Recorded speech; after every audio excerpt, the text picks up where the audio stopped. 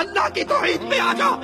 ان مردوں کو غوث آدم نہ سمجھ جو اپنے کپڑے نہ اتار سکے، جو اپنا طہارت نہ کر سکے، جو اپنا غسل نہ کر سکے، جو بیوی روتی کو چپ نہ کرا سکے، جو روتے بچوں کو چپ نہ کروا سکے، ارے جو خود چل کر قبرستان نہ جا سکے، جو قبر کی مٹی میں اتر نہ سکے، جو اپنی قبر پہ مٹی ڈال نہ سکے، اتنے مجبور تھے کہ لوگوں کے کندھوں کے سوار ہو کر گئے تھے. وہ قبر میں داخل ہونے کے بعد سب سے بڑے مددگار کیسے بن گئے؟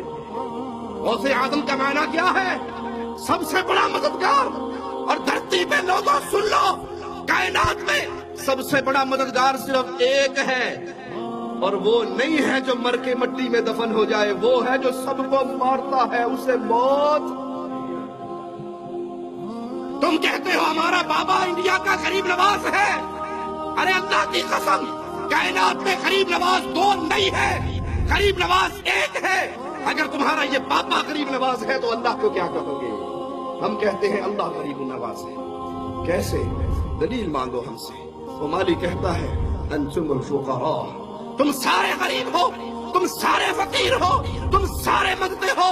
نبی، ولی، علی، غوث، قطب جو تم نے بنا رکھے ہیں، اپنے بزرگوں کو نام دے رکھے ہیں غوث و قطب کے، سنو یہ سب اللہ کے در کے فقیر ہے، سوالی ہے، منگتے ہیں.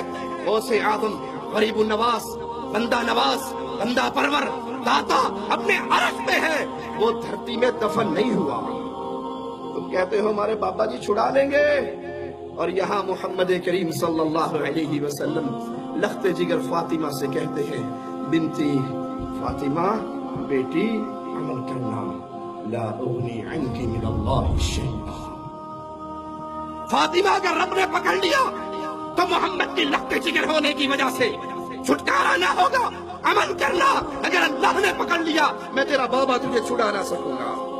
میں ہر کلمہ پڑھنے والے بھائی سے کہوں گا تعصب کی عینت کو اتاریے، مسلکوں کے بتوں کو توڑیے. محمد کے اگر کلمہ کو امتی ہونے کے دعوے دار ہو، رب کی آوازیں پہ کام کریے. میرا مولا فرما رہا ہے اے آدم کے بیٹے، اگر تو زمین بھر کے گناہوں کی میرے پاس لائے ایک شرط کے ساتھ، ثم لقیتنی لا تشرک بی شیئا، اے میرے بندے تیرے زمین گناہوں کی بھری ہوئی ہو، اس میں شرک کا گناہ نہ ہو، میں اتنی زمین رحمتوں کی بھر کے لاؤں گا، ساری معاف کر کے تجھے جنت عطا کروں گا. اس میں کون سا گناہ نہ ہو؟ کون سا گناہ نہ ہو؟ شرک کو تو وہ ابھی انہوں نے ہوا بنا لیا، ہوا نہیں بنایا، یہ مالک بنا رہا ہے. زنا معاف ہو سکتا ہے، چوری معاف ہو سکتی ہے، قتل معاف ہو سکتا ہے، دنیا کے سارے گناہ معاف ہو سکتے ہیں. یا علی مدد معاف نہیں ہو سکتا، یا رسول اللہ مدد معاف نہیں ہو سکتا، یا حسین مدد معاف نہیں ہو سکتا، یا فاطمہ مدد معاف نہیں ہو سکتا. اللہ کے علاوہ کسی اور کو سجدے، رکوع، طواف، نظر، ذبح، قربانی معاف نہیں ہو سکتے. اس کے علاوہ اللہ جو چاہے گا معاف لے. شرک سے دامن کو بچا لے. ان مولویوں کے جنگل میں نہ پھنسے جو کہتے ہیں جی نہیں نہیں. وہابیوں نے ویسے گمراہ کیا ہوا ہے. شیطان مایوس ہو گیا ہے، اس امت میں شرک نہیں ہو سکتا، اس امت میں شرک نہیں ہو سکتا.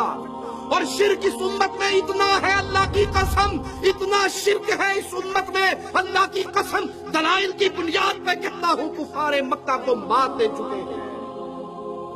کفار مکہ کو اگر وہ پتھروں کو پوچھتے تھے، میں نے پچھلے درس میں ذکر کیا تھا 12 گھؤں کے اندر بجلی کا ایک پول لگا ہوا ہے، اس پہ بڑا سارا بینر لگا ہوا ہے، بورڈ لگا ہوا ہے پیر کھمبے شاہ، اس پہ کاغذ باندھے جاتے ہیں، دھاگے باندھے جاتے ہیں، کپڑے باندھے جاتے ہیں. ارے کیا بتا سکتے ہو کفار مکہ نے کسی کھمبے شاہ کو پوجا ہو؟